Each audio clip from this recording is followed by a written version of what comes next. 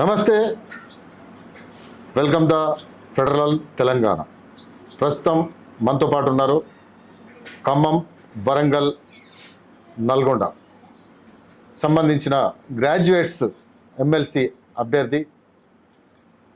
దాదాపుగా తన కార్యాచరణ అంతా ఈ 3 జిల్లాలలో ఇప్పటికే ప్రారంభించుకున్నాడు. ఇటీవలి కాలంలోనే కాంగ్రెస్ పార్టీ సస్పెండ్ చేసిన పరిస్థితి ఉంది. అయినా కూడా రంగంలోకి దిగి బరిలో ఉంటానని చెప్తున్న బక్కా జడ్సన్ గారు మనతో పాటు ఉన్నారు. బక్కా జడ్సన్ గారు నమస్తే. ఏంటి పరిస్థితి? ఈ ఎమ్మెల్సీ ఎన్నికలకు సంబంధించి ఇటీవల కాలంలో కాంగ్రెస్ పార్టీకి సంబంధించి తీర్మాన్ మల్లన్నను అభ్యర్థిగా ప్రకటించారు. మరి మిమ్మల్ని సస్పెండ్ చేశారు. అంటే మీరు గత 30 సంవత్సరాలుగా కాంగ్రెస్ పార్టీకి సేవ చేసుకుంటూ వస్తున్నారు. మరి మిమ్మల్ని విస్మరించి అతన్ని పెట్టడంలో ఆంతర్యం ఏంటిది? మిమ్మల్ని ఎందుకు సస్పెండ్ చేశారు? అంటే ఇప్పుడు మామూలుగా క్వాలిఫికేషన్ క్రైటీరియా మారింది కాంగ్రెస్ పార్టీలో. ఈ 2017 తర్వాత మినిమం 3-4 పార్టీలకు పోయి రావాలి. 3-4 పార్టీలకు పోయి వచ్చిన వాళ్ళకు టికెట్లు. ఆ కోవల ఇప్పుడు ఎమ్మెల్సీ కూడా అదే కోవల ప్రకటించిందని నేను అనుకుంటున్నా. ఇక ఒకటే పార్టీలో ఉండి పార్టీని నమ్ముకున్న వాళ్ళను పార్టీలో పంపే ప్రయత్నాలు బాగా జరిగినాయి. అందులో భాగంగానే మరి శ్రీధర్ రెడ్డి కానీ ఎప్పుడు లైఫ్లో పార్టీ మారేటువంటి వ్యక్తి పార్టీ మారే పరిస్థితి తీసుకొని వచ్చారు. కంపల్షన్ నేనేం చేసినా మారద్దు అనుకున్నా, మారలే. మంచి మంచి ఆఫర్స్ మొన్నదాకా ఎంపీ కూడా, వరంగల్ బీఆర్ఎస్ ఎంపీ కూడా నాకు ఉన్నదాకా కూడా నాకు అన్ని అవకాశాలు ఉండే. ఇవాళ కూడా ఇప్పుడు ఒక ఫోన్ కాల్తో నాకు ఏ పార్టీ అంటే ఆ పార్టీ ఎమ్మెల్సీగా ప్రకటించే అవకాశాలు ఉన్నాయి. కానీ మనం అట్లా పోదలుచుకోలేదు. దానికంటే ప్రజలను నమ్ముకొని పోడే బెటర్ అని చెప్పేసి నా పని కొనసాగిస్తున్నాను. ఏంటి పరిస్థితి? అంటే కాంగ్రెస్ ఇప్పుడున్న కాంగ్రెస్ నాయకులు మీ మీద ఎందుకు ఆ కక్ష సాధింపు చర్యల ఇప్పుడు సంపతన మీరు చూస్తుండ్రు అన్ని. ఇవాళ దాకా ఓపెన్ డిబేట్ పెట్టుకున్నా. కాళేశ్వరం మీద, మేయా కృష్ణారెడ్డి మీద రేవంత్ రెడ్డి ఎన్నిసార్లు మాట్లాడారు, బట్టి విక్రమార్క ఎన్నిసార్లు మాట్లాడారు, లేకుంటే ఇతర నాయకులు ఎన్నిసార్లు మాట్లాడారు. ఎప్పుడు కోర్టుకు ఆశ్రయించారు. 12 మంది ఎమ్మెల్యేలు పార్టీ మారితే ఎప్పుడు మాట్లాడిండ్రు వీళ్ళు? ఏదైనా నోటు తెరిచిందా? మాట్లాడు. అవన్నీ మేము చేసినాం. టీఎస్పీఎస్సీ క్వశ్చన్ పేపర్ మారితే నేను కోర్టులో వేసి కోర్టులో కొట్లాను. నేను కుటీర రాజకీయాలు ఎప్పుడు చేయలేదు. స్ట్రైట్ పార్టీకి చేసిన. స్ట్రైట్ అంటే వాస్తవం ఉన్నది ఉన్నట్టుగా, లేకుంటే ఏది ప్రజల పక్షాన నిలబడడానికి ఎంతకన్నా తెగించి అంత చేసిన. ఈరోజు అధికారం రాంత వరకు నన్ను ఏమనలే. అధికారంలోకి రాకముందు కూడా ఇట్నే మాట్లాడినా.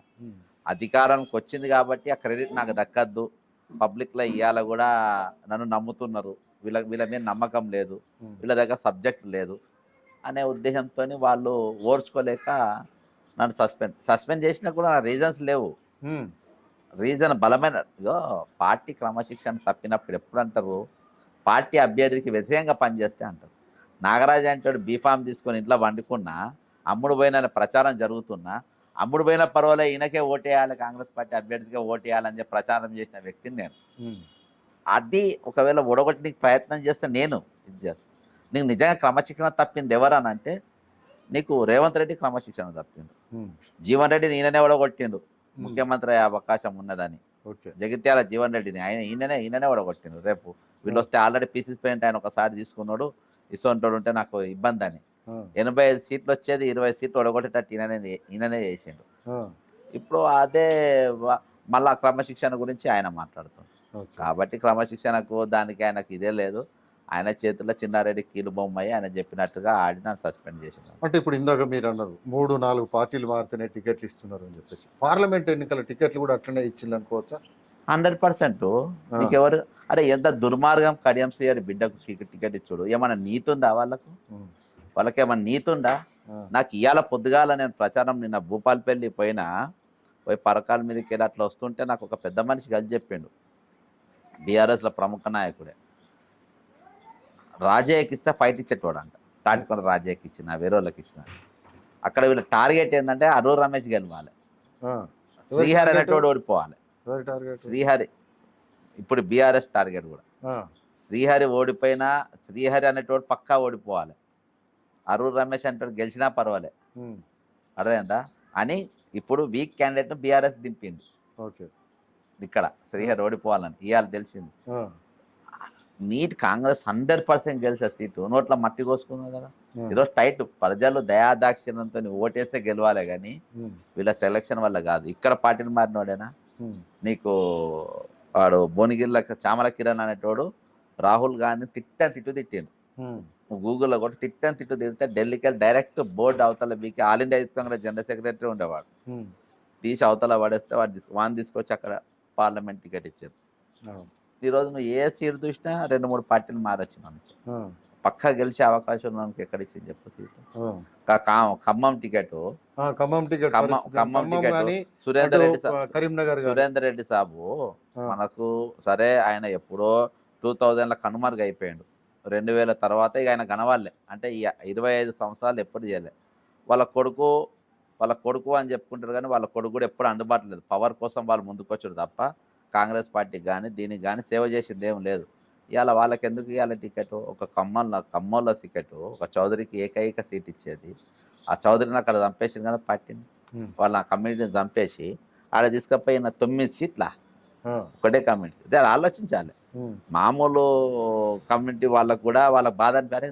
ఇన్ని సీట్లు వీళ్ళు ఏం యుద్ధం చేసిందని ఎవరిని తీసుకొచ్చి వీళ్ళు ఉద్ధరించిందని వాళ్ళకి టికెట్ ఇవ్వాలి. అంతమంది ఉన్నాక అక్కడ వాళ్ళని కాదని ఎందుకు వెళ్ళాలి. బీసీలు కూడా ఉన్నారు అక్కడ. యాదవులు బొచ్చాడు మంది యాదవులు ఉన్నారు. టికెట్ అడిగిన వాళ్ళు ఉన్న 17 సీట్లలో 9 రెడ్డిస్కి ఇచ్చింది. అంతే 9 సీట్లు.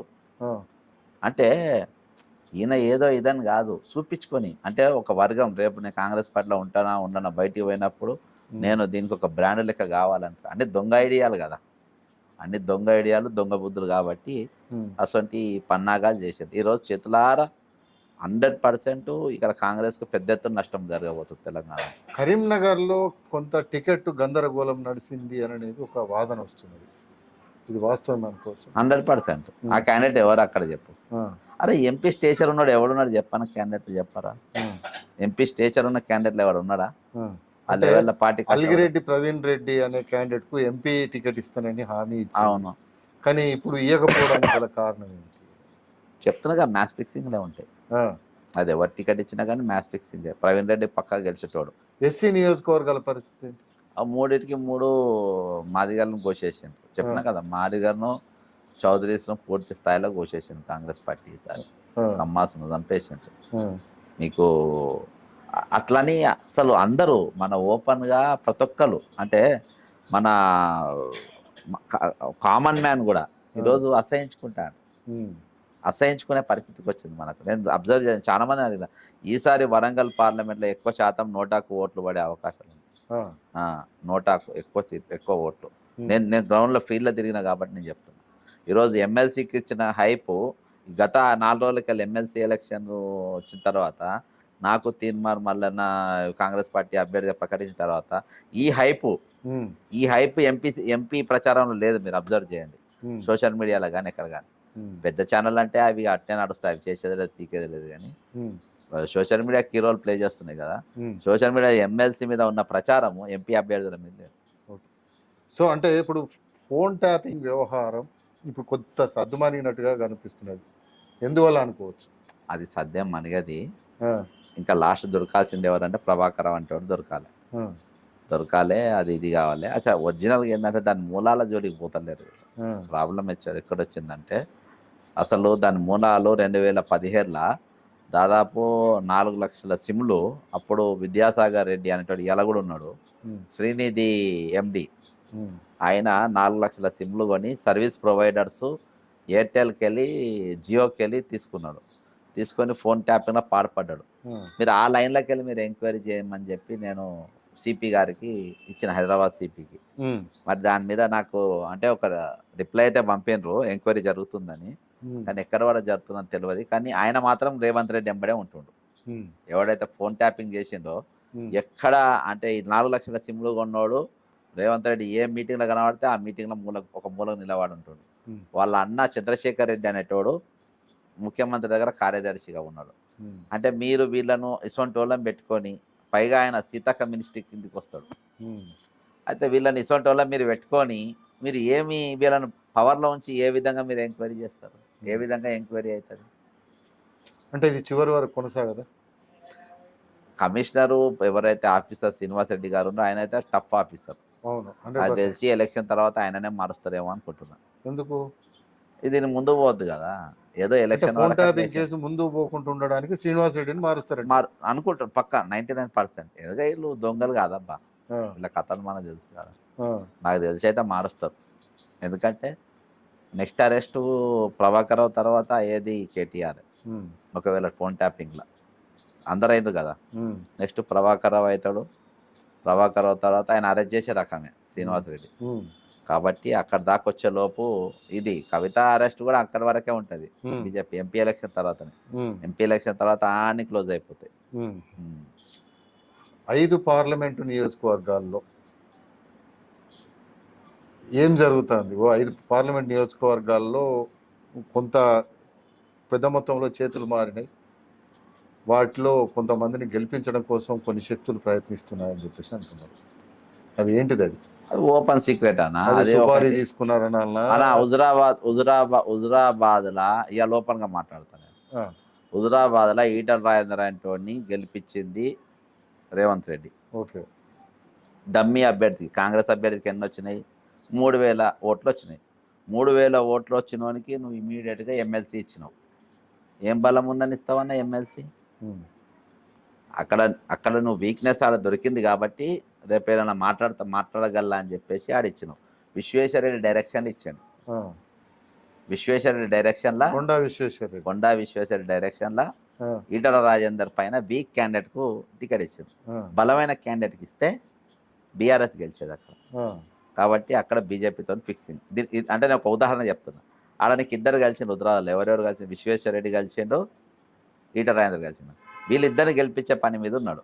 ఇప్పుడు పట్నం మహేందర్ రెడ్డి భార్యకు, పట్నం సునీత రెడ్డికి నీకు చెవెళ్ళు ఇస్తే ఆమె గెలిచేది. ఎందుకంటే ఆమె తాండూరులో స్ట్రాంగ్, వాళ్ళు వికారాబాద్లో స్ట్రాంగ్, చేవెళ్ళలో స్ట్రాంగ్, మహేశ్వరంలో వాళ్ళు వదిలేనే సబితా రెడ్డి. బీఆర్ఎస్లో ఉన్న వాళ్ళు చేసుకుంటారు వాళ్ళు లోపల. అక్కడ 4 అసెంబ్లీలలో వాళ్ళు పవర్ఫుల్ ఉన్నానికి నువ్వు అక్కడ సీట్ ఇస్తావా? అక్కడ ఆమెను తీసుకొచ్చి మల్కాజ్గిరిలు ఇస్తావా? అంటే ఇక్కడ ఈటల రాజేందర్ గెలవాలి, అక్కడ విశ్వేశ్వరరెడ్డి గెలవాలి. రంజిత్ రెడ్డిని ఎందుకు తీసుకున్నారు? నంబర్ 1 రంజిత్ రెడ్డి. ఆ కేసులు ఉన్నాయి, వాళ్ళు పైరవులు అవి నడుస్తుంది. రంజిత్ రెడ్డి అంటే థర్డ్ పొజిషన్. కాంగ్రెస్ అంతా థర్డ్ పొజిషన్. కాంగ్రెస్ వీక్ చేసే పని మీద ఉన్నాడు రేవంత్ రెడ్డి అంటూ. ఎందుకు అట్లా అంటే మళ్ళీ అంటే ఇప్పుడు ఈయన ముఖ్యమంత్రిగా రెండోసారి కూడా నేనే కొనసాగుతా అని చెప్తున్నాడు. ఎందుకు వీక్ చేద్దాం? ఒకేసారే ఉంటాడన్న. ఇది ఉండలే ఎక్కువ. ఆయనకు తెలుసు అన్న ముఖ్యమంత్రి ఒక స్టేచర్ ఉన్న పోస్ట్ అన్న. కాసు బ్రహ్మానందరెడ్డి, పివి నరసింహారావు, కోట్ల విజయభాస్కర్ రెడ్డి చేసిన పోస్ట్ను గుంపు మేస్తే అన్నాడు. గుంపుతోనే కదా సీఎం అన్నారు. ఇప్పుడు ప్రస్తుతం ఎందుకు పార్టీని వీక్ చేస్తున్నాడు? ఆయనకే నష్టం కదా. ఆయన నా పార్టీ అనుకుంటలేదు కానీ ఆయన ఇప్పుడు బీజేపీ చేతులు ఉన్నాయి. ఆయన ఓటుకు నోట్ల జైలుకిన పంపగాలని కవిత పోయింది. నెక్స్ట్ నేనే అనే ఆలోచనలో ఆయన ఉన్నాడు. జైలుకు పోకుంటుండడానికి వాళ్ళకు ప్లస్ చేయడానికి పనిచేస్తుంది. సీఎం రమేష్ ఈయన జిగిరి దోస్తులు. బాధాప్త నరేంద్ర మోడీని బడే బాయ్ అన్నాడు. గుజరాత్ లెక్క నేను రాష్ట్రాన్ని చేస్తా అని అన్నాడు. దాని మీద నేను ఏసీసీ కంప్లైంట్ ఇచ్చిన. కాబట్టి 100% రేపు కేంద్రంలో బీజేపీ వస్తే మీరు రాసుకోండి. కేంద్రంలో బీజేపీ వస్తే ఈయన బీజేపీ ముఖ్యమంత్రిగా అవుతారు. అంతేనా? మీరు రాసుకోండి, మీరు రాసుకొని పెట్టుకోండి. వీళ్ళందరినీ గెలిపించేది ఆ పని మీదనే. అంటే అరుణ్ రమేష్ అంటోనికి ఓట్లు ఎత్తాడని ఎవడన్నా? అరుణ్ రమేష్ అంటోని ఇవాళ మైదాన్ సాఫ్ చేసి పెట్టిను. 100% కాంగ్రెస్ గెలిచే సీట్ను సర్వనాశనం చేసిండు. ఇది ఖరాబ్ చేసిండు. ఖమ్మం ఖరాబ్ చేసిండు, భువనగిరి ఖరాబ్ చేసిండు, చేవెళ్ళ ఖరాబ్ చేసిండు, నీకు మల్కాజ్గిరి ఖరాబ్ చేసిండు. ఎన్ని సీట్లు ఖరాబ్? కరీంనగర్ ఖరాబ్ చేసిండు. ఇంకెక్కువనే రావచ్చు అన్న, మనం చెప్పలేము. ఎన్ని సీట్లు వస్తాయి అనుకోవచ్చు కాంగ్రెస్? నేను 5-6 మధ్యలో రావచ్చు. అంటే ఈ లెక్కన మరి బీఆర్ఎస్ రావచ్చు. బీఆర్ఎస్కు అసలు ఒకటో రెండో ఉండే. అసలు వీళ్ళు ఇప్పుడు ఖమ్మం కూడా ప్లస్లో తెచ్చినట్టే. అంతే. అంటే లెక్కన ఎక్కువ స్థానాలు బీజేపీ. ఖమ్మం ప్లస్ కరీంనగర్ కూడా వస్తే రావచ్చు బీఆర్ఎస్. ఆ విధంగా అయింది. సీట్లు కొంచెం ఈ లెక్కన బీజేపీకి ఎక్కువ రావచ్చు అంటావా? బీజేపీకి ఎక్కువ వస్తాయి అంత డౌటే లేదు. అంత డౌటే లేదు. ఎక్కువ వస్తలేవు, ఎక్కువ రావు. రేవంత్ రెడ్డి ఎక్కువ తెచ్చిపెట్టిండు. రేవంత్ రెడ్డి స్వహస్తాలతోని బీజేపీని బలోపేతం చేసింది. ఇక్కడ ఓన్లీ రేవంత్ రెడ్డి, కిషన్ రెడ్డి కాదు, బండి సంజయ్ కాదు, బంగారు లక్ష్మణ్ కాదు, బండారు దత్తాత్రేయ కాదు, నరేంద్ర మోడీ కాదు. సికింద్రాబాద్లో కిషన్ రెడ్డి గెలుస్తాడు. ఆడ ఓడిపోయే అవకాశాలు ఉన్నాయి అన్న, నేను చెప్తున్నా కానీ ఇవాళ కూడా నేను గజ్జెగాడితే అరుణ్ రమేష్ ఓడిపోతారు. అది మీ అందరికీ తెలుసు జిల్లాలో. అవును. అదే అంటనా, అక్కడ కిషన్ రెడ్డి కూడా ఓడిపోతారు. వాళ్ళిద్దరి మీద కావాల్సినంత మెటీరియల్ మన దగ్గర ఉన్నది. వాళ్ళిద్దరి దగ్గర కావాల్సినంత మెటీరియల్ ఉంది, అరుణ్ రమేష్ వీళ్ళను. ఇట్లా మాట్లాడతానే కాదన్న, బీజేపీ గెలవాలనే ఉద్దేశంతోనే వాళ్ళు మమ్మల్ని బయట పంపారు. చేతులారా సికింద్రాబాద్ కిషన్ రెడ్డి మీద ఫుల్ వ్యతిరేకత ఉన్నది. ఓడిపోయే బీజేపీలో ఓడగొట్టాలని చూస్తాను. Okay, right, thank you.